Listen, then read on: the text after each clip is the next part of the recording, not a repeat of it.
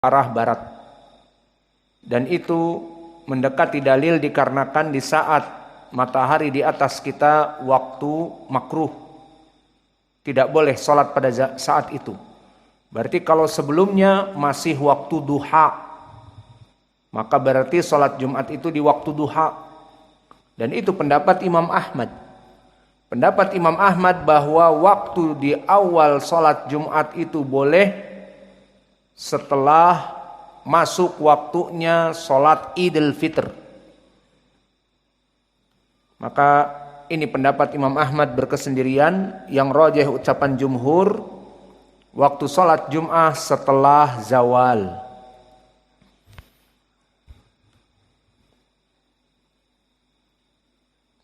Maka yang rajih seperti yang kami sebutkan, wallahu a'lam, dan ini madhab jumhur ulama.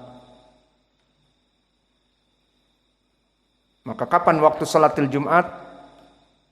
Kita hitung seperti sholat duhur, setelah matahari tergelincir ke arah barat, sesuai hadis Salamah ibnul Aqwa di riwayat yang kedua yang lebih jelas. Sekarang kita masuk kepada hadis yang terakhir dari sholatil Jum'ah.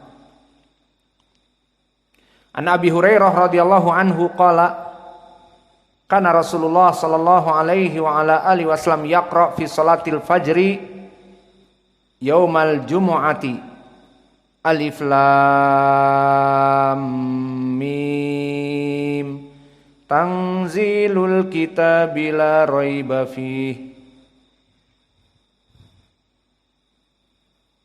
Di surat As-Sajdah. Wa fi thaniyah hal ata 'alal insani hinum minad dahri, di dalam surat Al-Insan. Maka mana hadis ini? Dulu Nabi Muhammad sallallahu alaihi wa ala alihi wasallam yaqra salatul fajr di yaumil jumu'ah. Maka maknanya di hari Jumat itu ada doa-doa tertentu.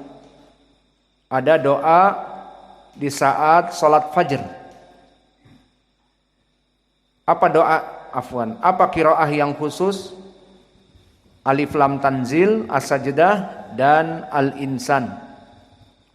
Adapun di waktu sholat Jumatnya apa? Al-A'la dan Al-Ghasyiyah. Apa juga boleh? Al-Jumu'ah dan Al-Munafiqun. Maka ini yang diinginkan adalah di waktu sholat fajr, bukan di waktu sholat Jumu'ah. Dan ini dinukilkan oleh Abi Hurairah, kana yaqra'u, dengan fi'lun mudhari', maknanya keadaannya kebanyakan Nabi melaksanakan qiraah seperti ini. Abu Hurairah masmuh indak ya Qais. Siapa nama Abu Hurairah? Abdurrahman bin Sakhar. Dari mana dia? Di Yaman. Dari Yaman. Kabilah apa? Ad-Dausi. Faedah yang bisa kita ambil dari hadis ini adalah disunahkan membaca Alif Lam Tanzil, As-Sajdah, dan hal ataka 'alal insan, yakni Al-Insan, pada salat fajr di hari Jumat. Dan di sini lafaz kana dan yaqra'u fi salatil fajr fi'lun mudhari' memberikan faidah ad-dawam. Maknanya banyak waktu Nabi melaksanakan salat Jumat dengan membaca surat ini. Imam Ibnu Daqiqil Id memberikan tambih, adapun melaksanakannya terus-menerus setiap Jumat, maka ini perkara yang tidak diinginkan. karena bisa menyebabkan orang-orang yang awam berkeyakinan menjadi wajib. Maka ucapan Ibnu Daqiqil Id di sini kita katakan butuh kepada penjelasan secara rinci. Pertama, jika dia berada di masjid awam, bisa jadi seperti itu. Namun jika kita berada di ma'had ataupun masjid di pondok pesantren, kita jelaskan kepada tulab bahwa ini adalah sunnah. Dan kadang-kadang kita menggantinya, tidak apa-apa, biar sunnah itu bisa ditinggal. Tidak nantinya sunnah itu dijadikan seperti wajib, seakan-akan harus itu. Dan tidak pernah ditinggalkan. Maka oleh sebab itu ucapan Imam Ibnu Daqiqil Id dibantah oleh Imam As-San'ani bahwa ucapan seperti ini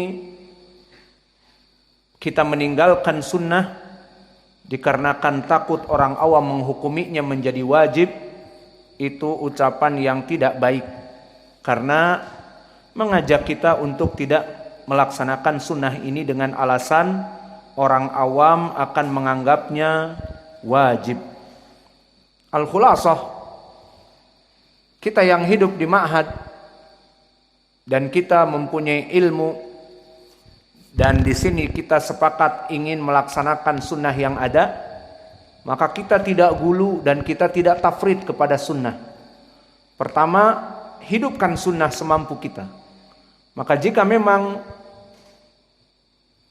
di sini adalah sunnah, kita laksanakan. Namun meskipun itu yang namanya sunnah tetap sunnah. Sehingga kadang-kadang kita menyelisihinya bukan untuk menyelisihi sunnah, tetapi menyelisihi agar sunnah itu tidak dianggap wajib. Maka kadang-kadang dalam beberapa Jumat dirubah menjadi surat yang lain, itu juga tidak apa-apa. Agar tidak diyakini oleh para santri sebagian mesti harus 2 surat tersebut. Dan yang diinginkan sunnah maknanya bukan wajib.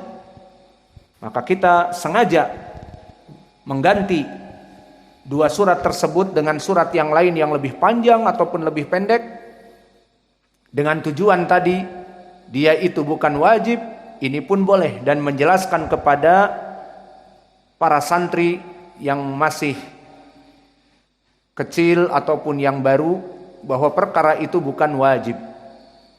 Ini perkara yang baik sekali. Namun kita menjelaskan bahwa ini adalah dari sunnah Nabi Muhammad sallallahu alaihi wa ala alihi wasallam.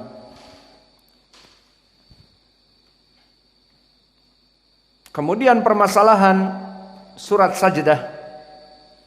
Apakah ada tuntunan untuk sujud at-tilawah padanya? Di saat membaca ayat tatajafa junubuhum anil madaji yad'una rabbahum khaufan wa tama'a, maka apakah ada tuntunan untuk sujud at-tilawah? Jawabnya, hadisnya dhaif. Dan kami masih ingat sekarang bahwa Syekh kami Mukbil menyebutkan bahwa sujud at-tilawah pada surat Sajdah bukan dari tempat sujud, sehingga tidak disunahkan kita melaksanakan sujud at-tilawah pada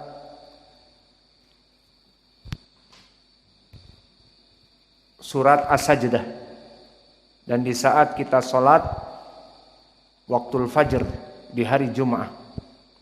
Karena perkara itu hadisnya dhaif dan tidak sahih. Maka inilah dari hadis Umdatil Ahkam, yang mana dengan ini selesailah kitab Salatil Jum'ah.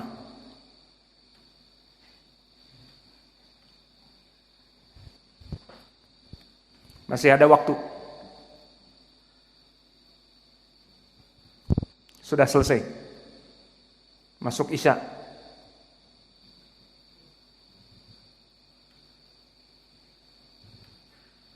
Maka kalau belum, kita lanjutkan kepada kitab yang berikutnya. Babus Salatil Idain. Bab tentang salat hari Id. Pembahasan kita sekarang selesai dari Kitabul Jumu'ah, masuk kepada permasalahan salat Id.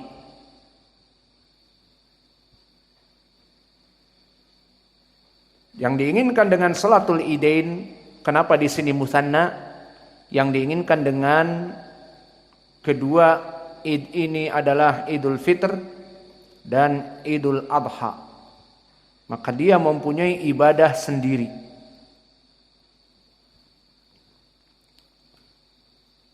Dan salat Id yang akan dibahas di dalam permasalahan ini, karena disyaratkan harus muttafaqun alaih, maka bisa jadi tidak lengkap pembahasannya, hanya beberapa masalah, karena syaratnya harus muttafaqun alaih. Maka hadis yang pertama masuk kepada hadis yang diriwayatkan oleh sahabat Abdullah bin Umar. An Abdullah bin Umar radhiyallahu anhuma qala kana Nabi sallallahu alaihi wa ala alihi wasallam wa Abu Bakrin wa Umaru yusalluna al-idain qabla al-khutbah. Maka di hadis yang pertama meriwayatkan dari Abdullah bin Umar bahwa dulu Nabi Muhammad sallallahu alaihi wa ala alihi wasallam dan Abu Bakar dan Umar, mereka melaksanakan salat Id sebelum khutbah. Maka faedah yang bisa kita ambil dari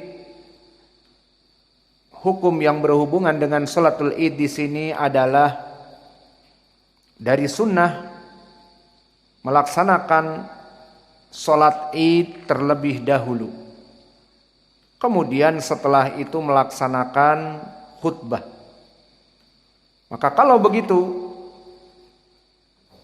siapa yang pertama kali melaksanakan kebid'ahan dalam perkara ini? Ingat.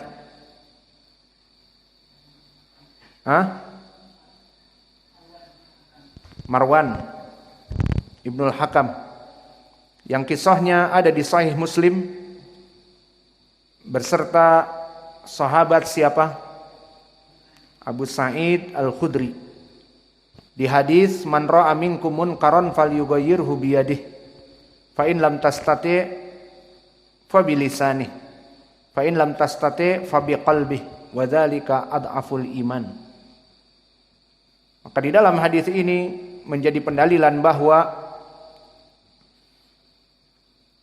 Marwan Ibnul Hakam memerintahkan kepada penggawa-penggawanya untuk membuat mimbar dari tanah di musalla. Kemudian setelah itu, di saat mulai masuk kepada salatul Id, maka dia mengarah kepada mimbar terlebih dahulu. Ingin melaksanakan khutbah seperti salat Jum'ah. Khutbah dulu baru salat. Dan yang jadi sunnah di hadis ini, apa poinnya? Dari hadis Ibnu Umar, bahwa Nabi dan Abu Bakar dan Umar salat Id sebelum khutbah. Salat dulu. Maka di saat dilihat oleh Abu Sa'id Al-Khudri dan memang sengaja berniat seperti itu, amirnya ini, di mana dia ingin naik kepada mimbar, ditahan oleh sahabat yang agung. Kemudian dikatakan as-salah, salat dulu baru khutbah. Maka dikatakan oleh Marwan, kamu tidak mengetahui bahwa di zaman sekarang ini berbeda dengan di zaman Nabi dulu. Maka dengan marah Abu Sa'id Al-Khudri Maka alhamdulillah aku lebih mengetahui dari zaman dulu itu dari Nabi Muhammad sallallahu alaihi wasallam bahwa melaksanakan salat Id dengan salat terlebih dahulu. Akhirnya ditinggalkan Abu Sa'id Al-Khudri dan Marwan tetap naik khutbah. Maka perkara seperti ini menyelisihi sunnah. Meskipun dia seorang amir, pemimpin, tetapi tidak mengikuti sunnah, maka diingkari oleh sahabat. Karena hadis tentang kewajiban taat kepada pemerintah yang ada pada saat itu di zaman Abu Sa'id, dan juga ayat Allah atiullah wa atiur rasul wa ulil amri minkum, maknanya dalam keadaan sunnah, dalam keadaan keislaman. Adapun jika masih Islam tetapi menyelisihi sunnah, maka diingkari. Sesuai dengan hadis yang datang dari berbagai jalan, la ta'ata li makhluqin fi ma'siyatil khaliq. Tidak ada ketaatan kepada pemimpin selama menyelisihi syariat, menyelisihi Rabb pencipta. Maka di sini ditinggalkan oleh Abu Sa'id Al-Khudri. Dan masuk kepada ucapan Abu Sa'id hadis ini, barang siapa yang melihat kemungkaran bisa dicegah dengan tangan, lakukan. Seperti dia mencegah Marwan, lakukan. Jika tidak bisa dengan tangan, kekuatan, seperti anak-anak kita di rumah, bisa kita dengan kekuatan membangunkan untuk salat fajar, diseret, disiram air dan sebagainya dengan tangan, bisa. Namun sebagian manusia mungkin tidak bisa karena dia bukan di bawah kita, bukan anak kita. Seperti kita menyuruh salat kepada tetangga kita, masa kita siram wajahnya dengan air? Tetangga tidak bisa. Maka di sini dengan ucapan. Kemudian jika tidak mampu dengan ucapan, dinasihati tidak mau mendengar, masa dipaksa? Ya sudah, ingkari dengan hati. Dan itu sekecil-kecilnya iman. Maka ini adalah dari sunnah yang ada melaksanakan sholat id dengan mendahulukan dari sholat. Dan sholatnya berapa takbir? Yang pertama, ingat pelajaran kita waktu sholat id. Takbirat pertama berapa? 7 tambahan. Dan 1 takbiratul ihram. Jadi ada 8. Pertama Allahu Akbar, takbiratul ihram tidak dihitung. Memang itu asal salat. Tambahannya ini yang 7. Jadi jangan dipahami 7 itu 6 ditambah takbiratul ihram. Maka semuanya tambahan disebutkan oleh para ulama itsna asr.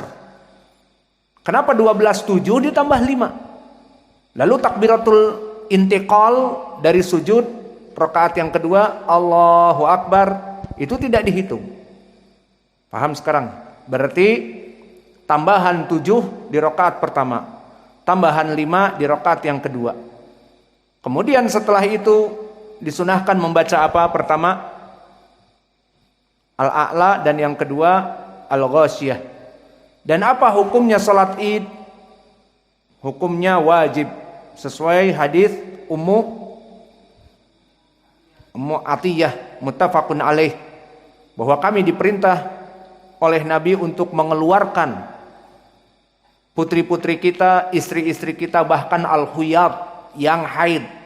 Kok bisa yang haid disuruh salat? Gak apa-apa.